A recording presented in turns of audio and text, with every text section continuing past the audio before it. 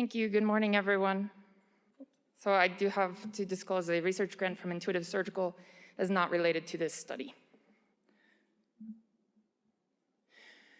So there is an interest in the development of additional objective metrics for surgical skill assessment, moving beyond the traditional measures of time and accuracy as individuals perform training tasks. So the objective of this study was to evaluate the use of functional neuroimaging and developing towards the development of brain-based metrics for that skill assessment. Most of the prior work has looked at the prefrontal cortex, which is an area for early cognitive skill development in motor learning planning, but we wanted to look at a wider range of brain regions, and so we also looked at the sensory motor areas towards the rear of the brain.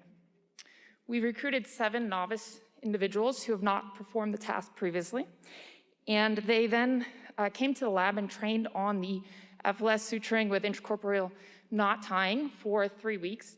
They performed 30 minutes of practice per day for 15 days for a total of 75 repetitions, which is towards the practice standards that are put out by the FLS curriculum. We had functional near-infrared spectroscopy, which is a light-based imaging approach to assess the oxygenation of the oxygenated hemoglobin at the different brain regions. And we looked at the first week of training compared to the 3rd week of training to compare the activations. Sorry for this. So if you see in the left image here, this is the first week, the average of the 7 participants over the first week, and we notice primarily lateral prefrontal cortex activation. Then by the 3rd week of training, we see a more spread activation where they started to recruit some of the motor areas of the brain for that task performance. And then in the rightmost image, we see the comparison between the 1st and 3rd weeks. We see those 4 regions highlighted. Those are where we had statistically significant differences between the start and the end of the training program.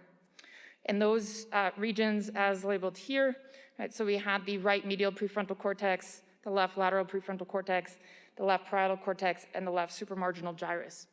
And if we look at what those regions are responsible for, so we notice that as you increase proficiency in the task, trainees had increased activation in the regions associated with visual motor performance. So being able to link that visual information with the motor task performance. So this provides some additional evidence towards the development of these brain imaging metrics for skill assessment. And then future work will move to expand to other tasks and building to larger sample size to further validate these metrics. We'll acknowledge that this is supported through the Department of Defense in collaboration with our PI. Open to any questions.